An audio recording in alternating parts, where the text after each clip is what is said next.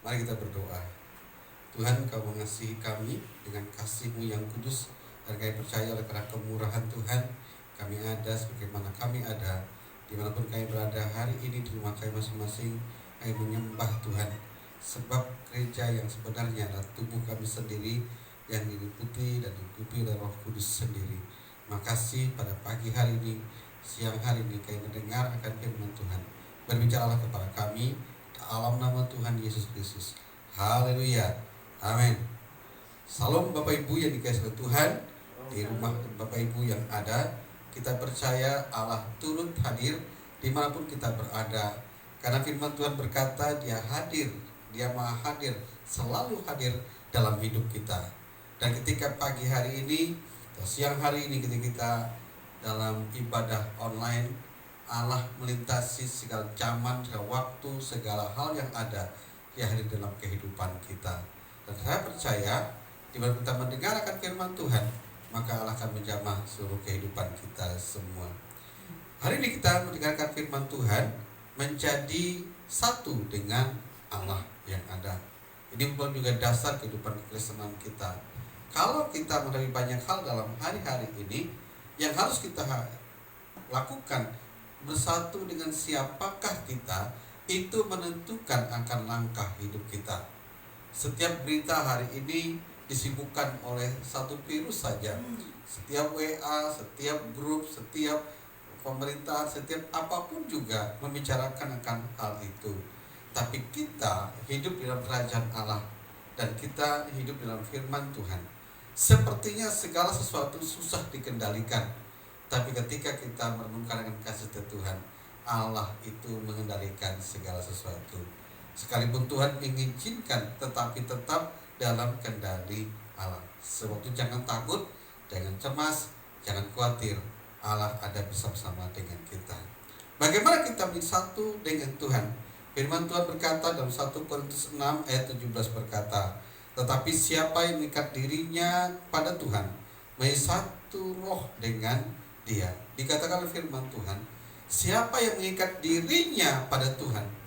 Berarti kalau orang mengikat dirinya sama Tuhan, dia begitu mengubah bersama Tuhan, bersatu, konfers dengan Tuhan, asosiasi sama Tuhan, dia menjadi satu roh dengan Tuhan. Wah, ini luar biasa. Biasa Tuhan berkata kita bersatu roh dengan teman kita, atau saudara kita, atau ataupun seiman kita. Tapi Tuhan berkata bahwa ketika kita mengikat diri dengan Tuhan, kita bisa satu roh dengan Tuhan itu sendiri. Bagaimana kita hidup dengan satu roh dengan Tuhan? Ada 3 hal yang kita lakukan, dan ini merupakan dasar kehidupan kita sebagai orang yang percaya. Yang pertama, saudara, kita disatu dengan Allah ketika kita lahir baru, di mana roh Allah bersatu dengan roh kita, mengumpal dengan roh kita, sehingga lahirlah roh yang baru.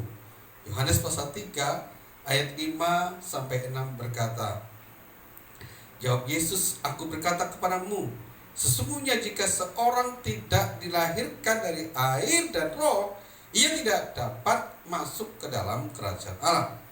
Apa yang dilahirkan dari daging adalah daging, dan apa yang dilahirkan dari roh adalah roh. Sejak manusia jatuh ke dalam dosa, roh manusia itu mati. Mati itu artinya dia tidak punya kehidupan Tuhan lagi, tidak punya hubungan dengan Tuhan lagi. Kalaupun nantinya suatu hari manusia lenyap dengan daging, dengan jiwanya yang ada, maka jiwanya ke dalam neraka. Karena apa? Karena sudah putus hubungan dengan Tuhan. Tapi Tuhan juga berjanji pada masanya nanti Dia akan memberikan sebuah perjanjian dalam hidup manusia. Dia akan memberikan rohnya kepada manusia. Ketika roh itu bersatu dengan roh manusia tadi, maka dia akan lahirlah roh yang baru. Lahir baru sebenarnya supaya roh kita ini menjadi baru, punya lagi kehidupan Tuhan, bisa lagi berhubungan dengan Tuhan, dan bisa lagi kita bercakap-cakap dengan Tuhan yang ada. Bagaimana caranya? Tuhan berkata, roh itu melahirkan roh. Apa yang dilahirkan dari daging adalah daging, dan apa yang dilahirkan roh adalah roh. Kalau kita lihat jadinya seorang manusia, seorang anak itu kena ada sebuah perkawinan antara laki-laki dan perempuan. Kemudian ketika sel sperma dan sel telur bersatu, dia menggumpal menjadi satu dan lahirlah manusia yang baru, dinamakan anak atau orang yang baru. Tanpa adanya persatuan seperti itu, tidak ada manusia yang baru yang ada. Sama seperti itu, ketika roh Allah bersatu dengan roh manusia, dengan roh kita, maka dia menggumpal, lahirlah roh yang baru. Saat ini ketika kita sudah lahir baru, roh kita berbeda dengan roh yang lama. Roh lama kita itu roh yang mati, roh yang telah dalam dosa. Tapi ketika kita sudah lahir baru, roh kita sekarang roh yang baru. Itu yang dinamakan dengan persatuan dengan roh Allah yang pertama.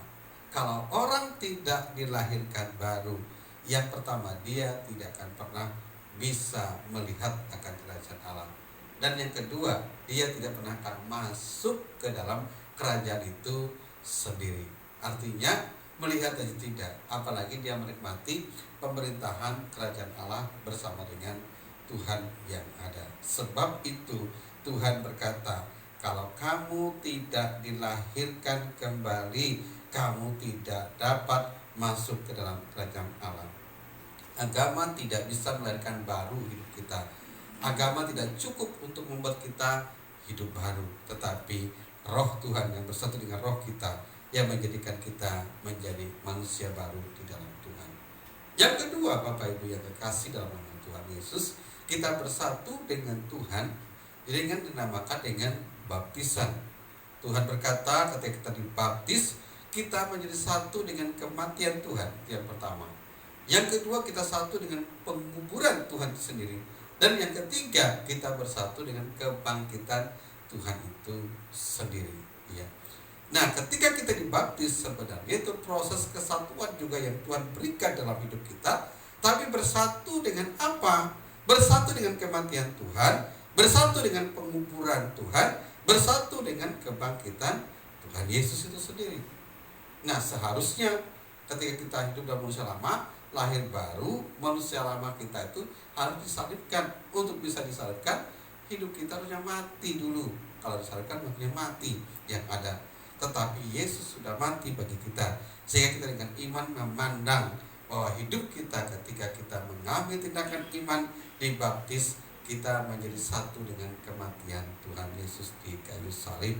Tetapi bukan hanya itu, kita jadi satu dengan penguburan. Yang mana manusia lama tadi ketika sudah mati dan dikuburkan, ketika dikuburkan bersama dengan Yesus. Tetapi kemudian dikatakan oleh kuasa Allah kita juga dibangkitkan bersama dengan kebangkitan Kristus yang ada. Roma 6 ayat 3-5 berkata, atau tidak tahukah kamu bahwa kita semua yang telah dibaptis dalam Kristus telah dibaptis dalam kematiannya. Artinya kita bersatu dengan kematian Kristus, yang pertama. Yang kedua, dan 4 berkata, dengan demikian kita dikuburkan bersama-sama dengan Dia. Yang kedua, dikuburkan bersama-sama dengan Dia oleh baptisan dalam kematian, supaya sama Kristus telah dibangkitkan dari antara orang mati oleh kemuliaan Bapa. Demikian juga kita akan hidup dalam hidup yang baru. Yang ketiga itu kebangkitan bersama dengan Kristus. Sebab kita yang telah menjadi satu dengan apa yang sama dengan kematiannya, kita juga akan bersatu dengan apa yang sama dengan kebangkitannya. Oleh sebab itu Tuhan berfirman, seorang sebenarnya ketika sudah lahir baru, dia harus segera dibaptis supaya ada persatuan dengan kematian, dengan penguburan dan kebangkitan Tuhan Yesus Kristus. Ya, waktu itu Farisi datang kepada Tuhan Yesus, kepada Tuhan Yesus. Kemudian mereka tidak mau dibaptis oleh Yohanes. Tuhan Yesus berkata, orang Farisi itu menolak akan kehendak Tuhan, rencana Tuhan dalam hidup mereka. Dengan cara apa? Mereka tidak mau dibaptis oleh Yohanes. Rupanya orang itu tidak mendapatkan kehendak Tuhan ketika dia tidak mau melangkah untuk dibaptis dalam hidup ini. Ya, walaupun sederhana, cuma seperti itu sepertinya, tetapi itu suatu tanda yang Tuhan berikan, suatu sakramen, sakral yang sakral dalam kehidupan kita, supaya kita satu dengan kematian penguburan dan kebangkitan daripada Tuhan Yesus Kristus Tuhan kita. Dan yang ketiga, kita harus bersatu dengan Roh Allah. Dengan cara apa? Galatia 5 ayat 25 berkata, jika kita hidup oleh Roh, baiklah kita juga dipimpin oleh Roh. Jadi kalau kita hidup oleh Roh, kita juga dipimpin oleh Roh. Ketika lahir baru, Roh kita baru. Ketika kita dibaptis, kita bersatu dengan Tuhan dalam kematian, penguburan, dan bangkit menjadi manusia baru. Sekarang dalam manusia baru itu kita hidup oleh Roh. Oleh itu Roh itu, maka kita harus juga dipimpin oleh Roh yang ada. Bagaimana cara kita dipimpin oleh Roh? Satu-satunya cara di dalam Kisah Rasul 1 ayat 8 berkata, tetapi kamu terima kuasa kalau Roh Kudus turun ke atas kamu, dan kamu menjadi saksiku di Yerusalem dan di seluruh Yudea dan Samaria dan sampai ke ujung bumi. Dikatakan, kamu akan terima kuasa kalau Roh Kudus turun ke atas kamu. Berarti kalau Roh Kudus tidak turun ke atas seseorang, orang itu mungkin menerima otoritas tetapi tanpa ada kuasa yang ada. Orang tidak bisa menjadi saksi daripada Tuhan ketika tidak ada Roh Kudus dalam hidupnya dia. Orang bisa menyampaikan agama, orang bisa menyampaikan dogma, orang bisa menyampaikan khotbah yang baik, tetapi saksi adalah orang yang dipenuhi oleh Roh Kudus. Oleh sebab itu, Tuhan memanggil murid-muridnya ketika dia mau naik ke surga, tinggallah dulu di sini, di kota ini, sampai Roh Kudus turun ke atas kamu. Kamu makan karunia Bapa yang ada. Jadi sebenarnya Tuhan ingin murid-muridnya mengalami kehidupan kesaksian Tuhan itu sendiri. Dan ingin murid-muridnya mengalami kehidupan Tuhan dengan menjadi saksi. Saksi adalah orang yang pertama sebenarnya mengalami akan Tuhan. Tanpa Roh Kudus kita tidak bisa hidup sesuai dengan standar yang Tuhan berikan dalam hidup kita. Kita berusaha dengan cara kita hidup kekristenan seperti ini, seperti ini, seperti ini, seperti ini. Mungkin seperti zaman perjanjian lama, seperti seorang pemuda datang kepada Tuhan Yesus, dia berkata, apa aku ini, seperti aku ini, apa yang pernah hidup yang kekal. Tapi Tuhan berkata, apa yang kau lakukan? Dia berkata, aku tidak mencuri, aku tidak berzina, aku tidak begini, aku tidak begini, aku tidak begini. Aku sudah lakukan sejak masa mudaku. Tapi Tuhan berkata, yang satu ini perlu kamu lakukan, jual hartamu, bagikan kepada orang miskin, datanglah kepada dia, ikutlah aku. Itu yang tidak bisa dilakukan oleh agama, yaitu mengikuti akan Tuhan Yesus. Agama apapun sangat sulit untuk Tuhan Yesus sebagai musuh Kristen juga. Tetapi mempercayai Tuhan dan Roh Kudus tinggal dalam hidup kita, itu membuat kita bisa mengikuti Tuhan Yesus. Ya, karena itu Tuhan Yesus bukanlah kemampuan kita, bukanlah kemampuan kita, bukanlah hebatnya kita, tetapi karena ada Roh Tuhan dalam hidup kita, sehingga kita bisa mengalami kehidupan dengan Tuhan. Ya, firman tanpa pengalaman adalah kematian, tapi pengalaman juga tanpa firman adalah sesuatu juga yang sia-sia. Jadi ada firman-Nya, ada pengalamannya.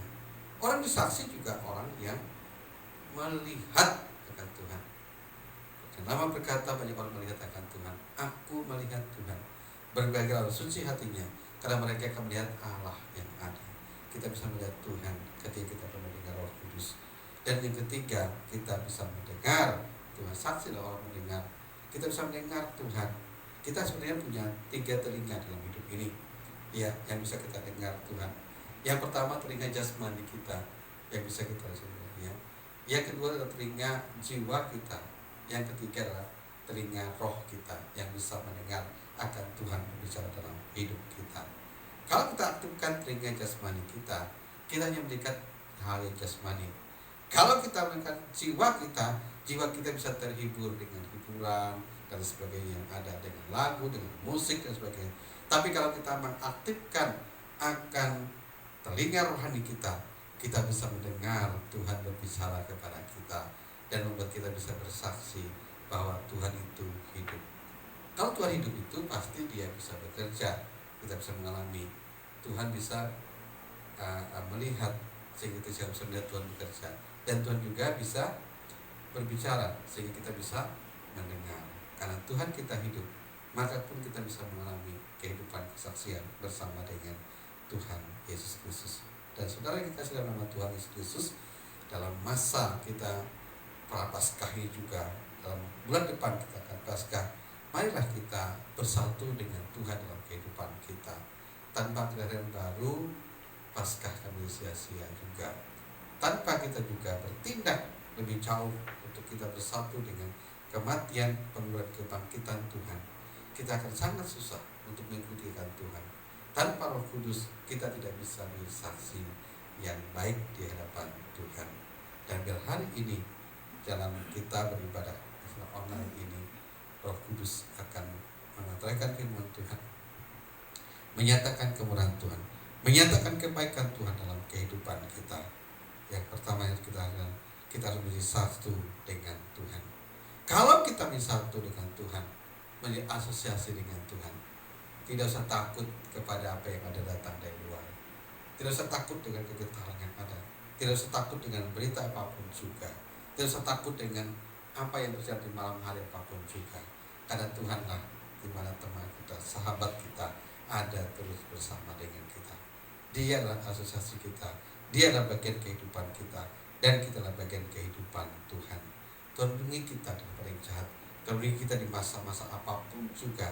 Jangan khawatir, Allah beserta dengan kita selama-lamanya. Immanuel, Allah beserta dengan kita. Haleluya.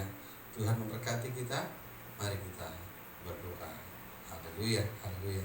Arahkan hati kepada Tuhan, dan mari nyatakan hatimu hanya kepada Tuhan saja. Minta kasih karunia Tuhan dicurahkan dalam hidup kita, supaya Roh Tuhan sendiri menyatu dengan roh kita, dan Tuhan menyatu dengan apa yang Tuhan nyatakan. Ketika kita lahir baru, ketika kita dibaptis, ketika kita penuh dengan Roh Kudus, kita sadar bahwa kita bersatu dengan Tuhan. Kalau kita satu dengan Tuhan, jangan bersatu dengan dunia.